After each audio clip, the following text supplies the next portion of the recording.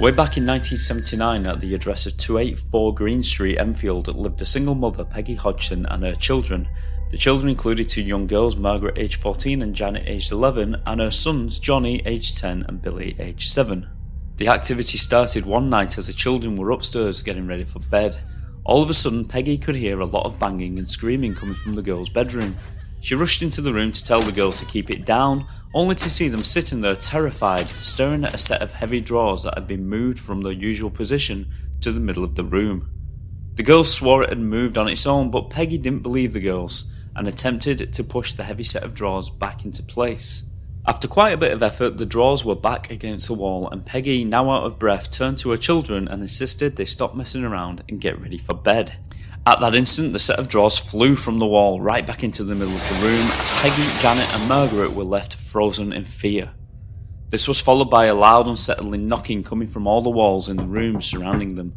The family quickly fled the house screaming in nothing but their pyjamas and ran across the road and banged on the door of the neighbours, Vic and Peggy Nottingham. And the family frantically explained what had just happened to them in the upstairs bedroom. Now, Vic Nottingham was not the kind of man to skirt easily, and volunteered to go over to the Hodgson residence to investigate. And so they all returned back to the house, including the Hodgson family, who insisted that they stay downstairs while Vic searched the upstairs rooms. He inspected the dark, empty rooms and noticed the knocking sound following him around the house in every room. A little spooked, he went back down the stairs to talk to the Hodgson family. What we need to keep in mind is that Vic was a builder by trade and knew a thing or two about household plumbing, but he admitted that he couldn't blame the knocking noises on old water pipes or creaky floorboards. As Vic and the family stood there in the living room trying to think up some kind of rational explanation for the activity that had just happened, another 3 bangs came from directly above their heads. It was coming from the upstairs bedroom. Vic couldn't help but look shaken and suggested that they ring the police. When the police arrived, you can imagine their initial reaction to the whole story and suggested that maybe it was nothing more than a prank the children were playing on the mother. As a police officer, WPC Carolyn Heaps asked her questions, she was horrified to see an old wooden chair slide across the floor with no assistance at all, pushed by invisible hands. In a later television interview with WPC Carolyn Heaps, she describes how the chair did indeed move across the floor a couple of feet, and was definitely not pushed. And then she goes on to explain how she tried in vain to debunk what had just happened and what she had seen with her own 2 eyes, but in the end she had no explanation. Now, what I find interesting about this is the fact that a police officer with such a respectable career would risk ridicule on television, and I think this only adds more credence to the case. As you can imagine, there wasn't much the police could do, and they had no choice but to leave the house after making sure one more time that there were no intruders in there. WPC Carolyn Heaps made the suggestion that they seek out other forms of help, and at a loss and not knowing where to turn to next, Peggy and the Nottinghams decided to see if the British tabloids could help.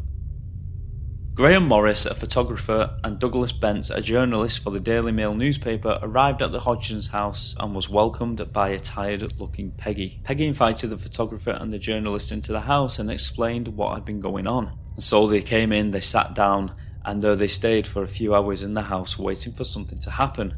Cameras at the ready, waiting to capture anything paranormal. But of course, nothing happened, and the 2 men became more and more impatient, and they came to the conclusion that they had wasted their time, and they prepared to leave. Feeling like their afternoon had been totally wasted, Douglas and Graham left the house. As Graham was loading the equipment into his car, Vic came running out, urging them both to return to the house right away. As they opened the door, they could see Peggy and her children in hysterics, trying to get out of the way of multiple objects that flew around the house, such as Lego bricks, marbles and ashtrays that smashed and rebounded off the walls.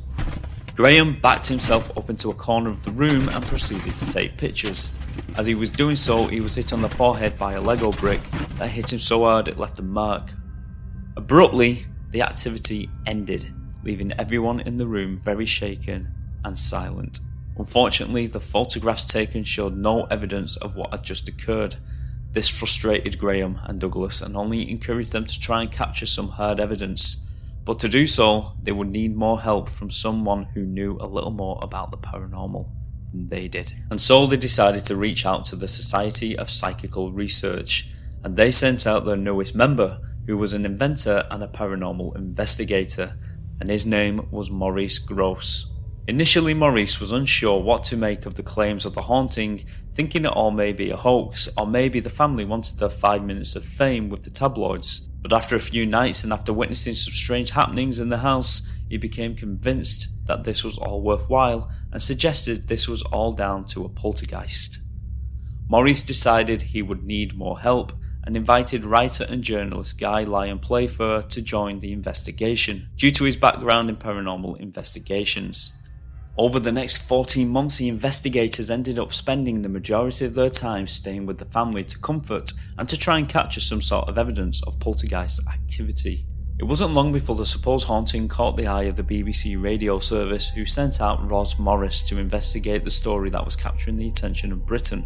On her first night staying in the haunted house, she sat downstairs in the living room with Maurice as he filled her in on the investigation so far, as the family slept upstairs. As they sat in the living room, there came a loud bang coming from Janet and Margaret's room. Ros and Maurice rushed up to find the girls in a deep sleep, and a chair that was originally standing next to Janet's bed thrown over in the middle of the room. With shaking hands, Ros brought out her microphone and started to document what had just happened, whilst the girls were still fast asleep.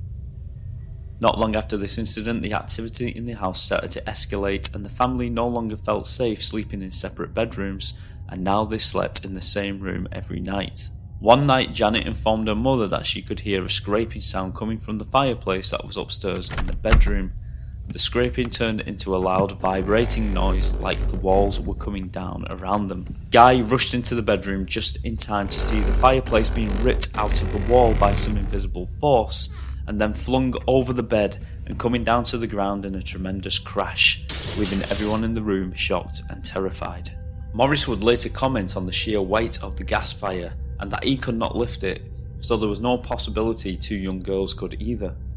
All the activity seemed to occur even more so around the youngest daughter, Janet. Grosse thought this was probably due to puberty, and this is an ongoing theory around poltergeist cases, that the poltergeist somehow feed off energy of a child that is going through puberty.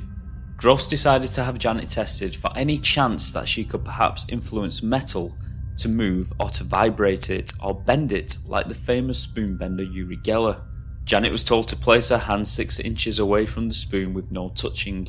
Within a minute or so, the spoon did indeed begin to bend, and by the end of the experiment, the spoon was successfully bent fully, with no touch from Janet at all. Guy Lyon Playfair had a theory that the activity could be due to the breakup of Peggy and her husband, leaving Peggy with the children to bring up alone, with very little money coming into the house, creating a very unhappy home, creating the perfect environment for a haunting. 2 months after the first incident, the activity carried on, increasing in volume as time went on. Thumping, knocking noises coming from all over the house on every wall, which was caught on tape on many occasions. October rolled around and the nights were getting darker as the occurrences got stronger and stronger, and this was seriously taking its toll on the family. Maurice decided to send the family away on holiday to Clacton-on-Sea to give them a well-deserved break. The holiday was delightful, and a certain weight had been lifting, but unknown to Peggy and the children, their behaviour was going to return with a vengeance as soon as they got home. One night as the girls slept, they were awoke by once again loud banging coming from the bedroom floor. Maurice entered the room to calm the girls and decided to try and communicate with the knocking.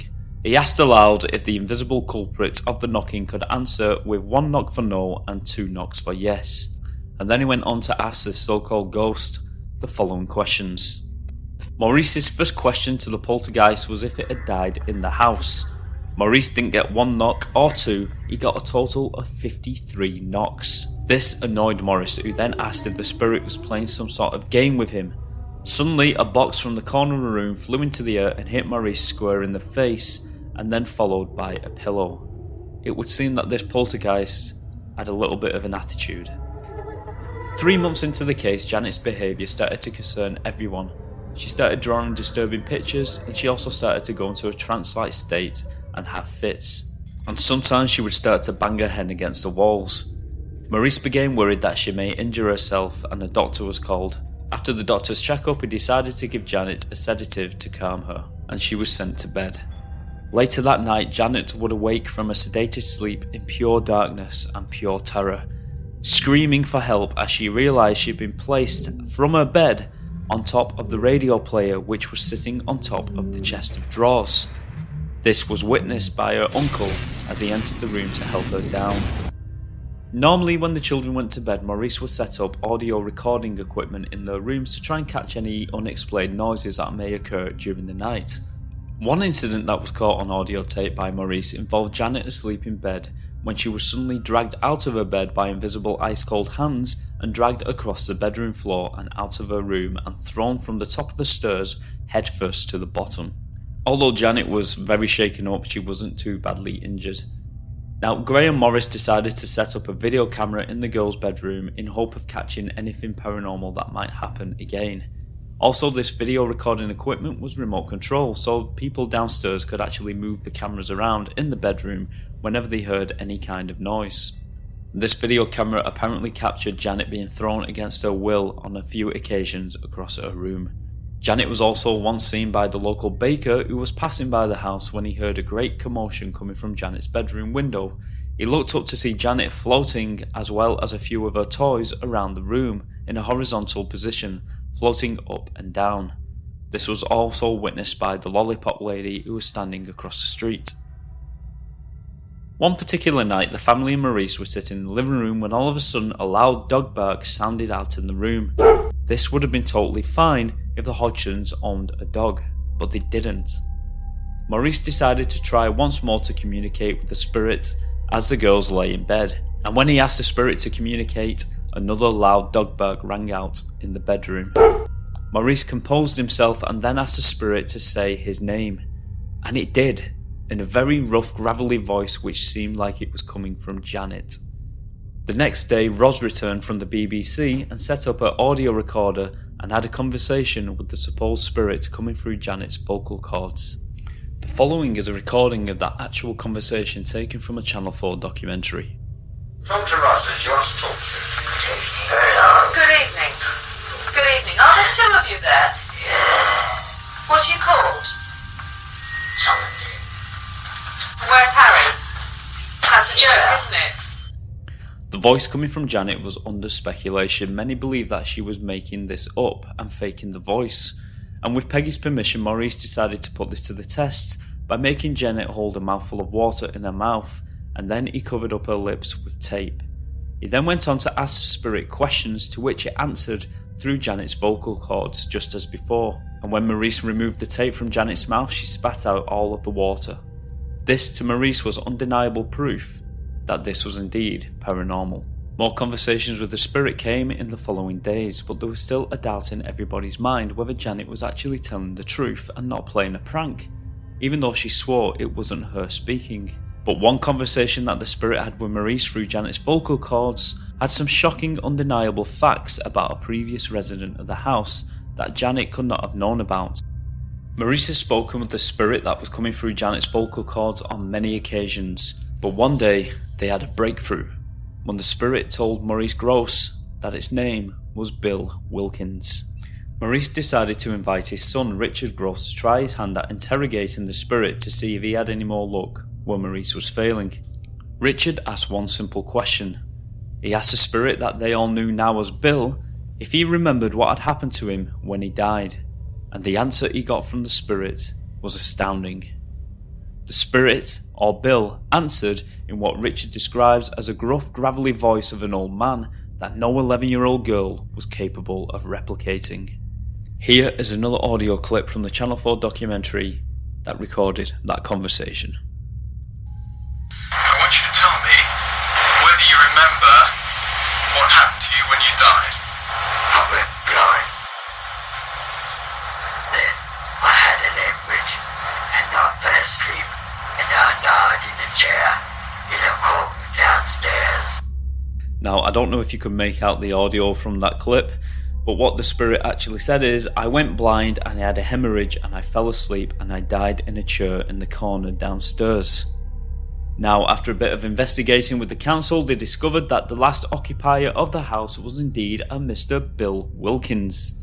And to put the icing on the cake, Maurice tracked down Bill's son, Terry Wilkins, who also confirmed that his father had died at the property before the Hodgson family had moved in. Maurice asked Terry how his father had died, and Terry confirmed that his father Bill Wilkins had indeed died in his chair downstairs and suffered a brain hemorrhage. Not long after, Janet was taken into hospital for 2 months and a number of psychiatric tests were made on her. In the 2 months Janet was away from the house, the activity started to die down and eventually came to a stop. Janet's mother Peggy stayed in the house until her death in 2003, and the children all moved away to try and build a normal life elsewhere. Many years have passed since the haunting of 284 Green Street in Enfield, but in all that time that has passed, up until the present day, no one has ever changed their story of what occurred in the Hodgson home, including Maurice Gross, who went to his grave a believer. So what do you think? Was 284 Green Street in Enfield really a haunted house? Or was it just mischievous children playing a prank that got a little bit out of control? As always, I'll let you decide. Until next time, take care of yourselves and each other, and I will see you very soon for another bizarre tale.